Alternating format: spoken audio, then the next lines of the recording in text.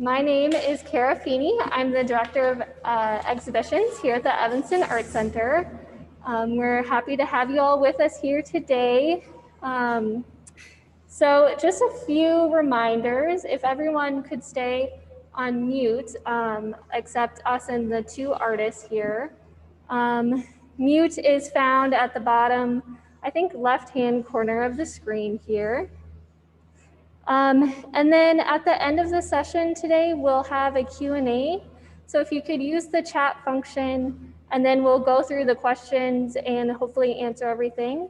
So just make sure you use the chat. And then also the last thing, we are recording this and we'll post it on our website once it's all put together. So now I would like to introduce to you Paula Danoff, our President and CEO, who will then introduce the two artists. Thank you, Cara. Hi, everyone. Thank you so much for joining us this evening. We're so excited to share this beautiful artwork with you in gorgeous space. And so without further ado, I will introduce our two wonderful artists. Hyndman makes paintings that focus on color and texture, structured surfaces, and the function of pattern and digital tools in staging contemporary identities. Chris's work has been featured in New American Paintings, Manifest's International Paintings Annual, and solo exhibitions at Bluffton University, the Institute for the Humanities at the University of Michigan, and Suzanne Hilberry Gallery. This fall, his paintings will be included in the 2020 Midwest Biennial at the Rockford Art Museum and Form and Seek, Never Normal at Wasserman Projects in Detroit. Chris is a faculty member in the School of Art and Design at Eastern Michigan University, where he's been teaching since 2001. He lives and works in Chicago. Carlos Melian was born in Havana, Cuba, and currently lives and works in Chicago, Illinois. He received a Bachelor of Fine Arts from the University of Florida, a Master's of Fine Arts from the University of Wisconsin-Madison, and a Master of Science, Library and Information Science from the University of Illinois at Urbana-Champaign. Melian worked as the Dean of Libraries at Northeastern Illinois University, and although he continued actively making art, he temporarily ceased exhibiting. Since his retirement in 2017, Melian has been working every day in his studio. He has exhibited at the Jack Olson Gallery at Northern Illinois University, in DeKalb, the Chicago Cultural Center, Gallery 400 at the University of Illinois at Chicago, and Zola Lieberman Gallery in Chicago, and many more. We're so honored to have them both with us today, as well as their beautiful work in our exhibition space. So we'll start with Chris. And Chris, we're gonna start with you, Chris. Thank you so much. I'm going to take a second just to switch some things around and be ready. So everybody hang with me. This shouldn't take too long, I don't think.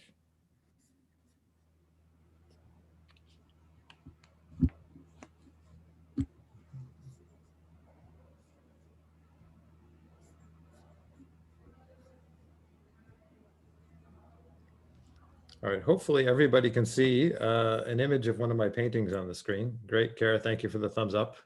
Let me know that's there. I'm going to start by saying some thank yous off the top.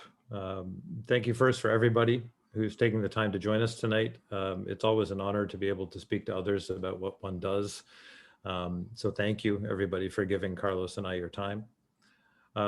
Thank you too to Paula and Cara and everybody at the Evanston Art Center for making the exhibition as well as tonight's event possible.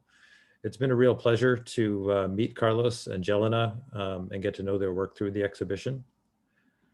I have to take a moment also to thank Eastern Michigan University and the School of Art and Design where I teach. Julie mentioned that in the intro. The School of Art and Design has been supporting my work for a while now, and indeed half of the paintings in the exhibition there at the Art Center are a result of a recent sabbatical award. And the large format cutting plotter that I'm going to show and mention in a second in my talk was funded by a faculty research award from EMU. So thank you to EMU for their support. And thanks in particular, I know there's at least one EMU student attending tonight, as well as at least one of my faculty colleagues. Your support means a lot to me. I know because Dustin's here, I'll mention him specifically. Conversations I've had with Dustin London over the past few years have made a huge difference to the work that I do. So thank you, especially to Dustin. And last but not least, thank you to my partner, Mary Penn. I couldn't have done any of this for years without Mary's support. She has very good reasons for not attending tonight, not least of which is because after 20 years, she's heard me say everything that I'm about to say and much, much more already. So, so thank you all. Rather than say very much about why I make the paintings that I make, or try to suggest what I think they're about, I'm going to use my 15 minutes instead to share the how of the making that I do, using one of the pieces in the Art Center exhibition, Edition 9, which is on the screen now, as my primary example, and do a kind of show and tell or a kind of walkthrough of what one of these things looks like from my side. I don't often, hardly at all, in fact, share that view publicly. I've never been one for curating how my studio practice looks to other people. I don't post work in progress images on social media, and I pretty rarely show studio pictures. I take the kinds of pictures you're about to see mostly for my own interest. As a result, many of them are less than ideal then for illustrating the kind of information that I'm going to be voicing over top, and sometimes there are gaps. I've included images of other works to stand in as needed, hoping that in addition to standing in, they'll also offer a wider sense of the kinds of things that I do. I'm going to try to move fairly quickly and stick to my allotted 15 minutes, anticipating that people can follow up with questions during the Q&A session after Carlos is part of the talk. All right, so here we go. I use a digital animation program called Maya, made by Autodesk, to generate imagery for my paintings. I think of those animations as a kind of sketchbook, and the environment in which I do that work as a type of sketching or drawing space. It's where I play and experiment with ideas. And as I think is probably the case with many people's sketchbooks, the vast majority of what goes on there doesn't emerge or lead anywhere directly. It's a very free, low stakes space that isn't, for me, about finished things. Much of what I do there involves setting tubes and other forms in motion inside contained spaces, simulated as fabric or some fabric-like material. I think of the containment objects, which are usually boxes or cylinders, as pictorial spaces, and the action that takes place inside them as a kind of picture-making activity. I don't usually have much of a goal or a plan in mind when I begin the animations. I compose more by watching than by placing or organizing. Basically, I set up conditions and then I watch the results. I'm certainly watching with what might be called a compositional awareness of sorts. And I'm watching very much as a painter with painting in mind, but I do very little direct arranging of forms in the animations. I often use orthographic cameras to watch the action. They give it a frontal planar quality, a staged pictureness that I tend to associate with painting. And they make explicit the rectilinear qualities of the containment spaces. They also reduce, for example, cylinders seen from the side to rectangles, or cylinders seen from the top to perfect circles. The capacity of the orthographic cameras to severely compress space, to offer frontal planarity and potentially infinite depth together simultaneously, and then combine that with the time component of animating, that makes for some pretty exciting pictorial possibilities. I have to start with a couple of tubes, then add a third, or some other objects that influence how the tubes occupy or move in space. Sometimes both of the original tubes end up being visible in the finished painting. Sometimes it's just one. I don't imagine that most people looking at Audition 9 recognize that there was a second tube influencing what they see. As I mentioned earlier, the majority of the animations I make don't lead in any direct way to paintings. They're sketches that don't become anything else. Those that do evolve further typically generate just one painting, one image, because I eventually select down to a single frame, a single pose or posture, and then develop things further from there. These are examples of the stage that I get to where I do quick ambient occlusion renders of a half dozen, maybe 8 or so frames. These are poses that I'm taking up for real consideration, the moment when I start thinking that I might have something for a painting. I find it easier to evaluate them in this rendered out static way outside of Maya's interface where things can move. And sometimes I'm evaluating them off screen entirely. I quite often print things out and compare things on paper side by side before making a final choice.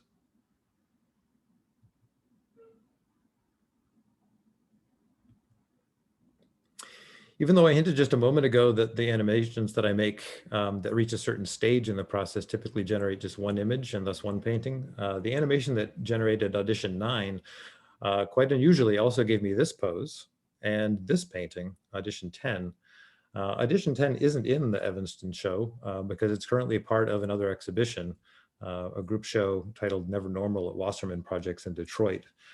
I know that there are some people joining us today from Michigan who are closer to Detroit than they are to Evanston. So if you'd like to see one of the paintings in person, one very similar in many respects to Audition 9, the show at Wasserman Projects is up through mid-December. The most recent paintings, starting with Audition 9, which is on the right here, and Audition 11, which is on the left and beyond, have included confetti. And in the case of Audition 10 and 11, strings of pennants. I animate these elements after the tube pose has been set, the figure as I call it, working with a little bit more intention or direction at this point, because by then I've developed a sense of what kind of scenarios I'll entertain, what might be going on in the space. In the case of Audition 9, it felt to me like the figure was striding with a certain confidence, even arrogance, from right to left across the space. And so I animated the confetti in such a way as to help suggest this. I don't have quite enough time to talk a lot about the rectangle that's in the space with the figure. I'll mention it's a modified version of an influence object that was part of the initial animation sketch. I've modified it a bit from then.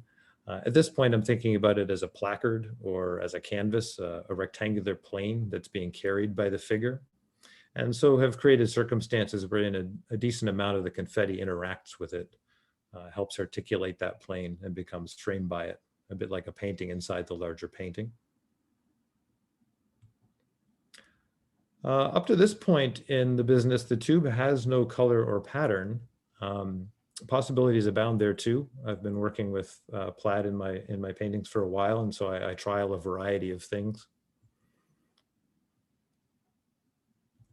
Once I settle on the basics, I work on different orientations and placements of the pattern, aiming at getting moments of emphasis, blocks of color in certain places, or getting, say, the light gray stripe that's, say, running down at the bottom in a place where it's more visible and augments the serpentine path of the tube.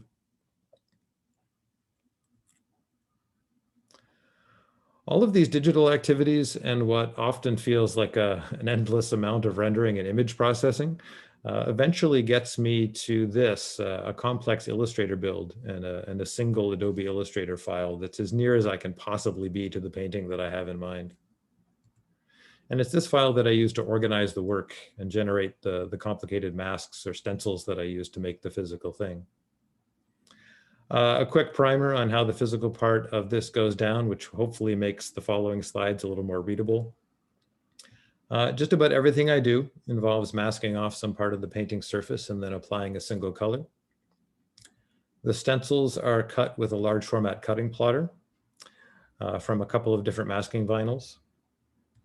I used to cut all of my stencils by hand with an X-Acto knife, but since about 2013, I've been using some version of a cutting plotter to do that work. It's allowed me to make denser, larger paintings in a reasonable amount of time. And equally, if not more importantly, it's really saved my body. It's also allowed me to do things that would be practically impossible otherwise. The patterned curtain backgrounds, for instance, which involve tens of thousands of circles, would really not be feasible without a machine to assist with the masking work. I work with the canvas mounted temporarily to a large board. because the processes I use require a rigid surface. I stretch the paintings on typical painting stretchers after they're finished. Everything in the paintings is acrylic, quite fluid and applied with a foam roller. All the work is done horizontally, which is why many of the pictures you're about to see have a skewed perspective. It's because the painting is lying on a sawhorse table, which allows me to reach in and work from all sides of the painting. One of the most exciting things about making these paintings is seeing how they look and change day to day as I build them. This starts right away with the curtain work. In Audition 9, the curtain includes 5 arrays of transparent circles applied in a particular order. The first 2 arrays are yellow, then red, then blue-green, and in this case, finally, a blue-violet. Some of the most interesting moments when making these paintings involves seeing colors that are already present on the surface through the masking that's been applied for the next color. Here, for example, we see the 2 yellow arrays plus the red one seen through the mask that's been applied to the painting in anticipation of putting down the blue-green.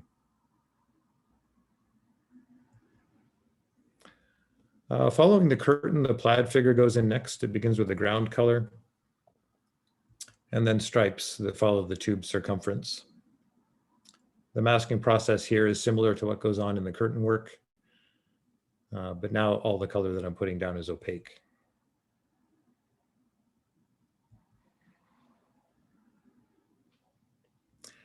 As you may have noticed, my practice is divided to a large extent between an open experimental, let's see what happens situation in the animation work, and a hyper-planned, very controlled and largely predictable physical practice, the picture object part. The latter, unlike some approaches to painting, doesn't readily permit changes or adjustments as the work progresses. I don't paint things out. I almost never make adjustments to things live on the surface of the painting. What does remain quite open though, during this phase of the work is color. True though it is that I have a plan for most colors by the time I start preparing the canvas, I make the majority of my color decisions, especially once there's some color on the painting based on what I see in the painting, its emerging color situation. In Edition 9, the colors of the plaid in particular departed noticeably from those in the initial sketch. What was nominally red in the digital plaid seemed much better to me once I saw the curtain on the canvas as a kind of peachy red-orange, which meant soon afterward shifting the painting's lighter blue away from its digital counterpart, as well as changing the nominally black bands in the pattern to a dark blue. At the best of times, it is difficult to explain how the plaiding happens, even live in the studio, but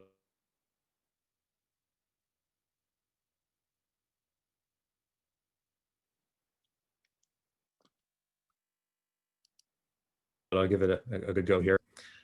Between, however, I apply a mask that you can see here in yellow. One that allows the circumference stripes to remain visible at narrow intervals between similarly narrow strips of the longitudinal stripes. There's a look at that yellow mask up close. Here are the longitudinal stripes going over top of that mask. And here, all the longitudinal stripes are down. You can still see the mask at this point as a bit of relief through the paint. Once everything's dry, I take up the yellow masking and voila, you have plaid. There's no actual interweaving in the plaid in my work, but there is decidedly an above and below, and one thing being seen and around another like a screen. Plaid in my paintings is a little bit more diagrammatic than literally woven, but it does have a very particular surface structure and a pronounced texture that other forms in the work don't have. You could tell with your eyes closed by moving your hand over the surface of my paintings, whether you were over top of a plaid area or the confetti checks or over the curtain background, just by feel. In Edition 9, I painted the confetti in 2 batches. The base color for the first was a fairly chromatic warmish yellow. The second was a less chromatic, paler and cooler yellow. The checks on both yellows are difficult to put words to. Warmish beige. They were done all at once, using the same yellow masking that I use for the plating work.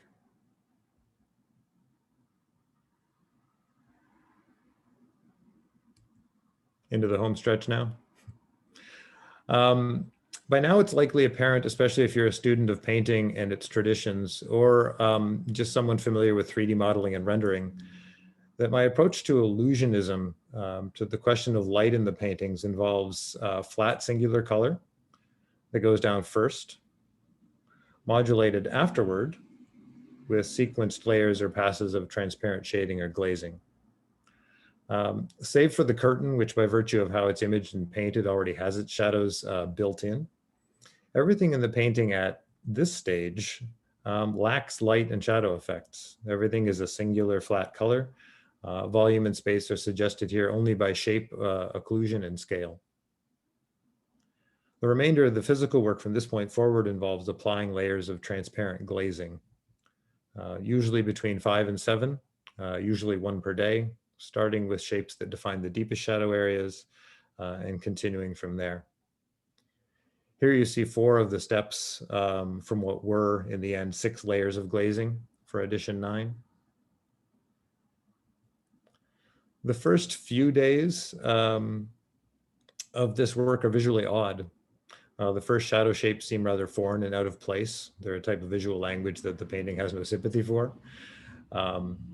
It's around the 3rd or 4th layer that things change dramatically, and all of a sudden light seems to erupt into the painting, which is always exciting and always feels magical to me, no matter how many times I see it. As some degree of shadow falls over more and more of the surface, its presence becomes more the norm rather than not, and the light becomes more specific. That part of the painting's visual language gets richer.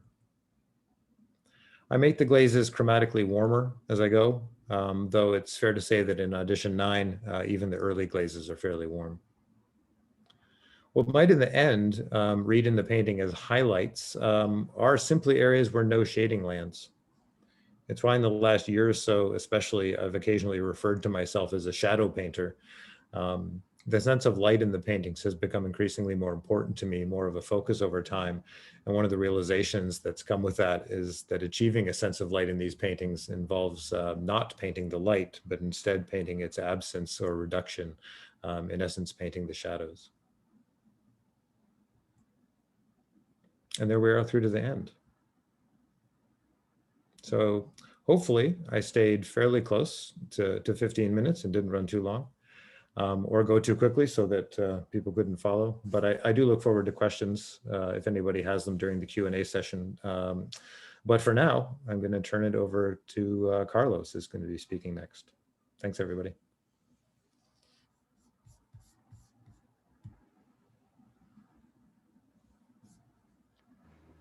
Thank you, Chris. You know, it's interesting. One of the main questions that I hear is how to make art. I think it's. Oh. Yep. Yeah, I need a little louder. Much better. There we go. Yeah. One of the main questions that I get is how all 3 of you who are exhibiting here, I think focus a lot on the making of the work, which is really exciting. So now I know. So yes, we'll go on to Carlos. And then after, again, if you have any questions, just type them in the chat function, and then we'll read them to Chris and Carlos at the end. Thank you. Thank you, Cara. Thanks, Chris. I'd like to repeat what Chris said about thanking everybody, except for his partner, who I don't know, and his institution. I totally agree with everything he said about you guys here coming at 5:30 at night and seeing us and talking to us. It's great. Cara and Paula have been great. So I thank EAC for putting the show on.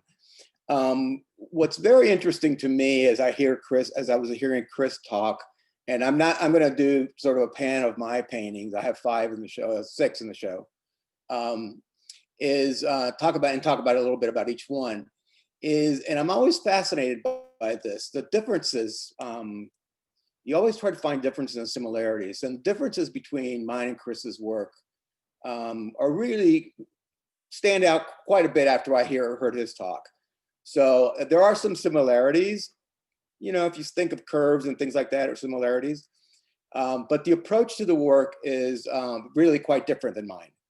So that's always interesting to me. It always opens up an insight that I don't know. I mean, I'm in my studio. I'm pretty much focused in a very, very linear approach to my work. Each of my pieces go from, you know, one to the other, and they progress. So that, you know, in 2 years, I'm at a different spot, but I can see the progression of each one of those. So to hear Chris talk about how he puts color down and how he makes these images, it's quite different from mine. I am actually trying to do the opposite. So do you just want to go to one of the ones there? So what I have in the show, I have 2 paintings from late 2019 and 4 paintings from 2020. So if you can go to the middle ones first, Ashley, would that be those 2? Yeah, that'd be great. Thanks. So these are from 2019, and the one on the left is first, and the one on the right is second. And again, I'm interested in this progression. So what I was trying to do, and I generate these things just trying a very simple approach. What do I want to do? I take, you know, Jasper John's quote about take an object, do something to it, do something else to it. I take that very literally. So I do a very simple, you know, I have a line, I want to cut it in half, I want to measure it, I want to, you know, not paint it or paint it or stretch it or whatever. So I start with a very simple idea of what I want to do. So on the one on the left, what you have is you have a line, and I can't remember how long it is, but part of it is you can figure it out because the length of the canvas is the height of the canvas is a certain size, and if you multiply that by 5, you get a certain length. And if you put all those together and wrap it around, that curve is the same length as those five lines put together. I'm very, very interested in comparing, and the viewer comparing things, either left to right, from one panel to the other, from top to bottom, from one color to the other. So I set up those dynamics in the painting so that you can compare. And I think comparing is a more compelling activity. You know, again, my opinion, but the color, unlike Chris, I'm not a colorist. I don't pretend to be. I do, again, like Chris, I do sit there and they just comes to me and I just decide on them as I'm doing it. I don't have a preset color in mind for anything. These paintings, if you go to the next one. So after I made that one, the next painting, I wanted to sort of minimize the paint as much as possible. So I did the same thing. That oval curve is a certain size. And then I tried to figure out what's my longest segment. And incrementally, mathematically, I figured it out that I wanted to put 10 of those segments in there and straighten them out so that those add up to the curve. And I wanted to just minimize the painting. My surfaces are very simple. I like just a single color. I don't want to fuss over it. I just use pencil and very simple paint, rectangles. I'm not one to fuss over the surface and make a compelling surface, a visually compelling surface. I want a straightforward image and a very simple flat. I don't want impasto. I try to take all that stuff out, which could be seen as emotional kind of stuff. I don't want to say emotional, that's not a good word.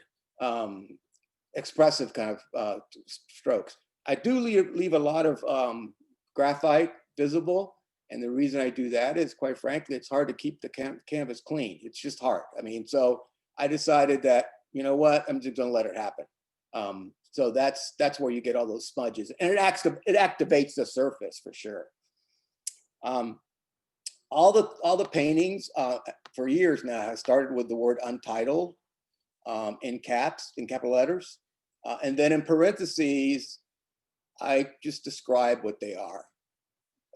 192-inch curve split into 10 segments, incremental segments, and straightened. That's it. Or in the past, I've done things like Untitled leaning. So it's just a painting that's leaning against the wall or something like that. So it's I want to make sure to keep out the literary reference from these images.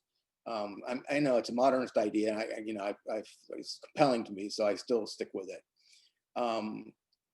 So if you want to go to the next one, it's the one on the red one. So then after doing those, I thought, well, and again, I just like, well, what if I did this? What if I did this? What if I did this? So I decided that the curve should be split up and into equal lengths. And I measure them with a flexible ruler, and then I added this other shape. I wanted to make a shaped canvas without making a shaped canvas. That's basically what I'm doing. And I wanted to intrude. It's kind of like Chris's thing with the rectangle in the back. It's a little intrusion there. That's different. It's a different space. It doesn't have it doesn't have an outline. It's just paint. So this one is, I believe it's a 9. Is it 11? It's 11 segments. And then I apply rules. And the people I know question me about the rules, and the rules are quite arbitrary. But in this case, the rules are that each curve has to touch the edge one time and one time only. And it has to touch another curve at least one time. So if you see here, it's you'll see that touches one curve, one edge, on the bottom, another edge. And then as you make the shape, canvas, you get more edges, not just 4, right? So each one of them will just touch it, that's all. And you don't, and it has to touch another of the curves. And that's just the rule I apply, and it's very arbitrary. And I do search for the curves. So I do, as you can see in the back behind me, there's a big piece of paper back there. I'm doing another painting. I draw things out on a big piece of paper because I had to make sure they can fit all those curves as equal size. I don't want to run out of room, which just happened, but you don't want to stretch a canvas and get it all ready, and then you got to change it because you've run out of room for your curves. So taking that basic idea, Ashley, can you go to the ones on the left there, please? I said, okay, what am I going to do now? Well, I'm going to sort of take those variations. What's happened? I've lost. I'm stuck. There you go. And I'm going to do several things. I'm going to paint the interval between the curves so it becomes background, maybe not background, a separate shape.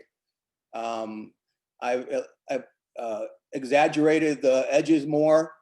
In this case, there's how many? 7, 9. But I started filling in the gaps between them to sort of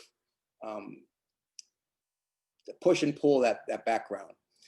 So the color, again, is very arbitrary. And I want to raise a question here that I know people are gonna, some people say, I'm trying to be intentionally random. And what I mean by that is, so, I want the color maybe repetitive, maybe not, maybe it's related, maybe it's not the same color, maybe it's, in the corner, maybe it's not, it's intentionally random. So you see here that there's that pink triangle there. There's also another pink over here, but nowhere else. So that color repeats, but the other colors don't repeat. And I do this, as you'll see on the next one, it's more prominent in the next one. To sort of, again, be random where I put the color. The blues are not the same blue, they're slightly off. So again, random choices, but I want them to appear random, but they're very intentional, if that makes any sense to you. The next one, I think, is a diptych. I've lost EAC2.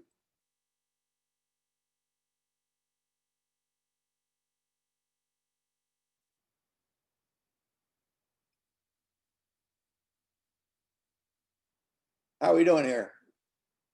Ashley? Okay. The yellow one is a diptych. And the left side, again, going back to the notion of comparing, the left side is, I believe, 11 curves, and the right side is 6. Different lengths. Left side is one length, right side is another length. Same rule, got to touch the edge, got to touch each of the other ones. The yellow is, again, slightly different, and one is horizontal and one is vertical, clearly. Again, comparing the two sides, very literally in this case, because it's 2 panels. But I want to point out the color in between the spaces. The one on the right has it has purple, a little purple between the 2 edges.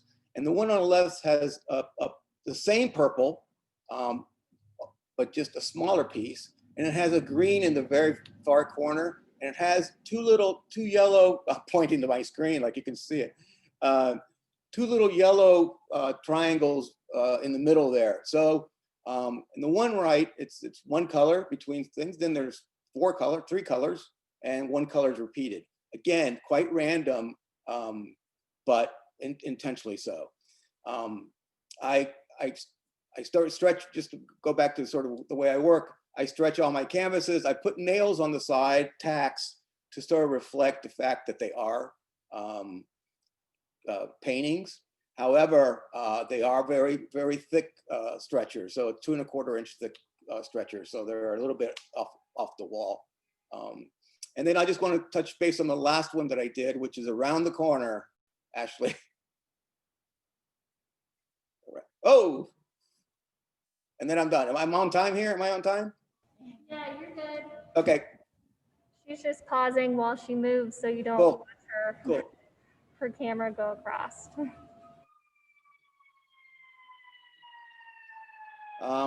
This is the last one I did this year. And again, it's the same ideas. However, I decided, well, I'm gonna make this shaped canvas sort of a donut kind of thing. And that's why you have the slightly asymmetrical, and you have this rectangle in the middle and the bar on the side. Again, going back to the colors, they're totally at random. And the blue you see there doesn't match the blue on the other one. So I don't want any connection with that. This was really an attempt. I inherited some linen. I thought, look, I'm gonna make a painting on linen because it's a different color. So I like the warmth of it. I find it a little difficult to work with, but I did like the color of the ground. And again, it's raw ground. It's just, I just put clear gesso on it. So you're just seeing the raw canvas, in this case, the raw linen. So that's about it. I progress from each one, from one to the other, and slowly they will change. Right now, behind me, I'm doing grids now. For the last 2 months, I've just been drawing and painting grids. So quite different from this, but we'll see where it goes. And right now, I don't know where it's gonna go. I've done like 20 grid paint drawings and I don't know how many paintings. So I'm gonna see where that goes and go from there. So thanks. If you have any questions, ask away. Thank you, Carlos, and thank you for everyone bearing with us. So we do have one question. Let me see here. Okay, so this question is for Chris. So it says, with Chris's work, he alludes that he auditions the figures on the stage or in the picture plane of the Maya software.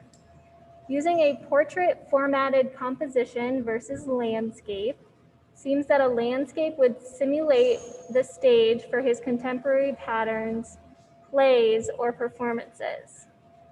Is this portrait format to accent the singular figure relationship of each individual work?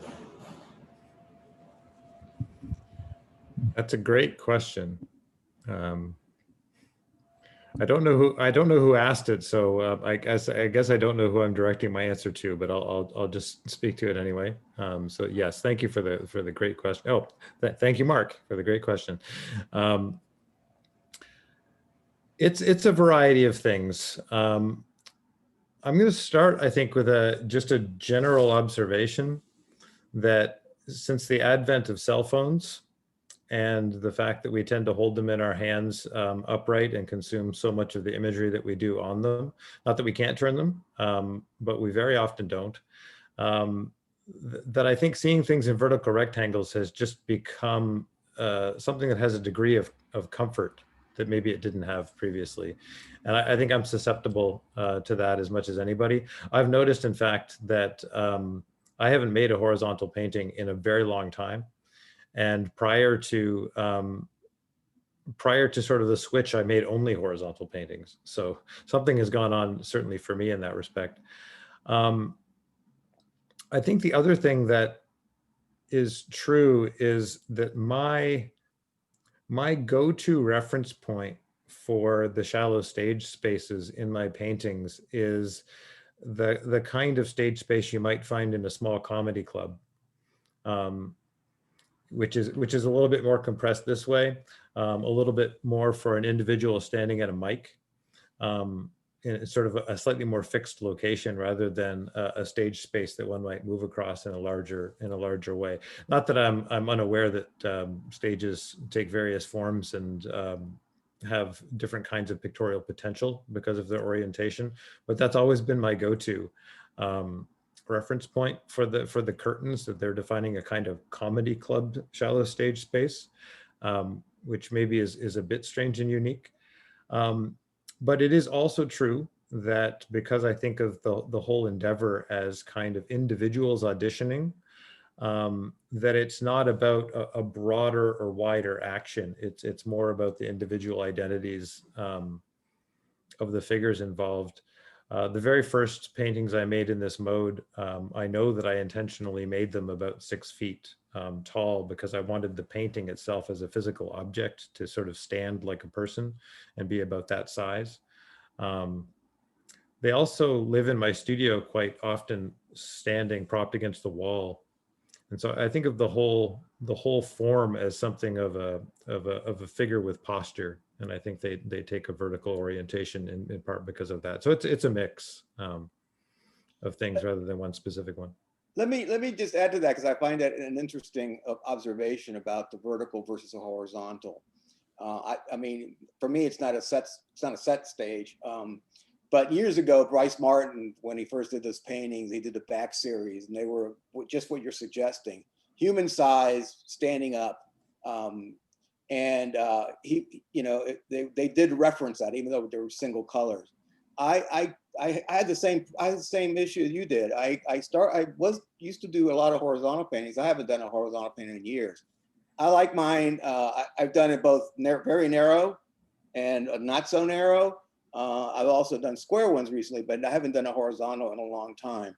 And even to this day, I still also paint, when I paint flat areas of it, I go from top to bottom, so I don't go sideways. The brush strokes never show sideways. They always go from top to bottom. So I paint it, and then I take a brush and just go way down to even it out, but I don't pick up the brush. I don't start the brush in the middle. So I try to emphasize that verticality of it. So it's kind of an interesting, to me, what you're saying is interesting in that case. The other thing I'll mention is, it has occurred to me on numerous occasions, and I have animations that make attempts at this that never seemed satisfying or went anywhere. of including multiple figures interacting, and have set some of those activities on a horizontal stage. And for whatever reason, the only outcomes from those that I like are when the figures are very intertwined and seem to be able to occupy space perfectly well in a vertical format, or the whole thing has been less satisfying for some reason. So yeah, I've considered that and tried to do otherwise, but every time I give it a go, it fails in some way, or the discomfort in it seems something that thwarts me. It's an interesting observation. So yeah, thanks for that question.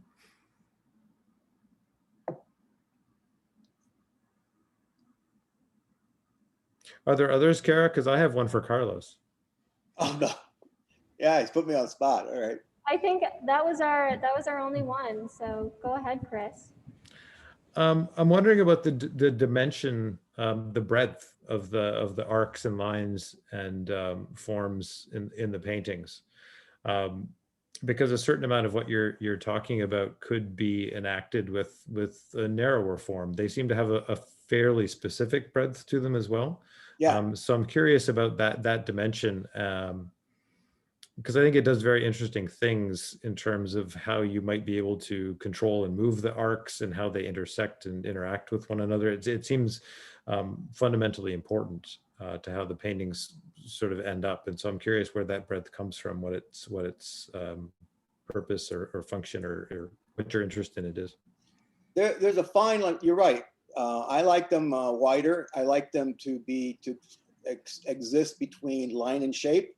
Mm-hmm. So there is a tension there for me.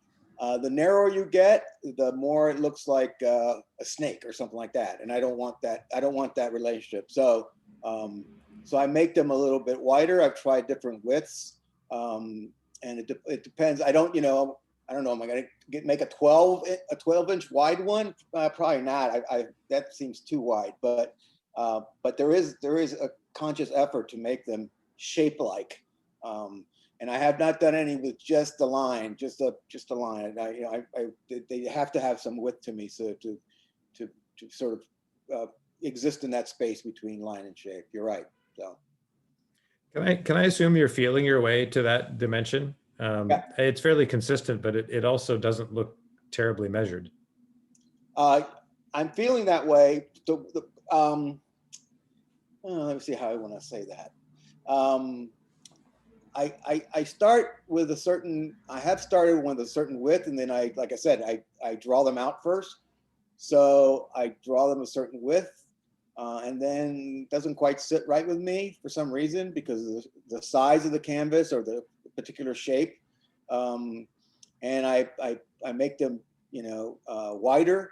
And again, it's, what if I made them wider? What if I made them narrower? What if I, did that kind of thing? So that is that constant voice in my head, me talking to myself about that. But yes, and I've changed them. It used to be, I used to never changed anything in my paintings ever. I start, I'm done,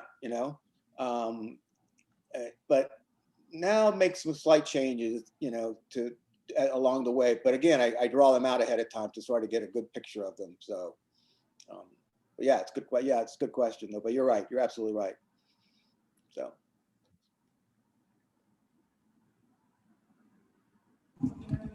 I have a question for you both. I don't know if we have any more. So as a final question, can you give advice to aspiring painters and artists who might watch this? Why? You want the flip answer or you want the serious answer? The flip answer, don't quit the day job. But Chris, you want to handle it first? Or you want me to take it? I was hoping you would, so I could think of a good answer. Okay. The best advice I tell, I have a godson who just graduated from the Art Institute, the School of the Art Institute, and he's a great painter. But he's 24, something, I don't know. So, and I when I've talked to him about it, I always say several things, and I say this to a lot of people. You got to work really hard. You got to just do it. You just got to keep plugging away. And some of this is cliche. Keep plugging away. Don't worry about throwing away a piece of paper that you paid money for. Just throw it away. I just found some paper for these drawings I made, 24 by 36, very cheap at Blick, like 100 pages, 100 sheets for 28 bucks. I don't worry about it. If I don't like it, I throw it away. Don't get held, don't get held up by a $10 piece of paper. It's not worth it. Just throw it away, start over.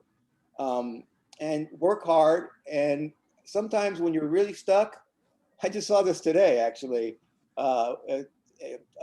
What's his name? Luke Tuymans doesn't sit down when he's working. He stands up. And sometimes I have to do that. Just stand up. Don't sit down. Just keep moving. Don't sit down. And just work at it. But don't be afraid to throw something away and just start over. That's all. That's pretty cliche, but that's kind of standard for me. Oh, it sounds pretty good to me. I would say make the paintings you want to make and follow your interests. They're one of the greatest things about painting, and I think this goes for other art disciplines too, but there's really no wrong way to do it. There really isn't.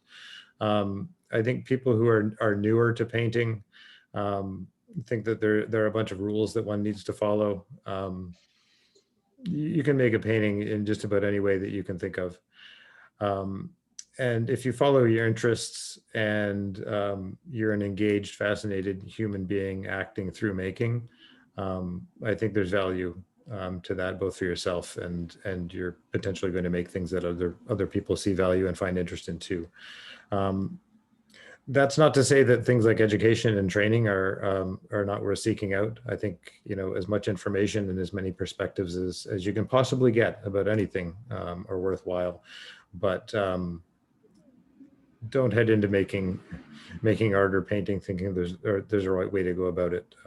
Follow your gut, follow your interests, and it'll take you somewhere that at the very least you'll enjoy, and there's certainly going to be some value in that too.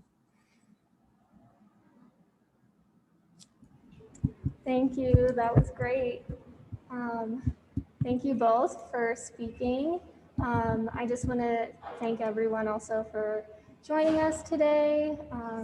And if you're interested, please feel free to come by the Art Center and see the work in person. We do have one other artist who's on display down here, Jelena Brentz, whose work is phenomenal and really worth seeing.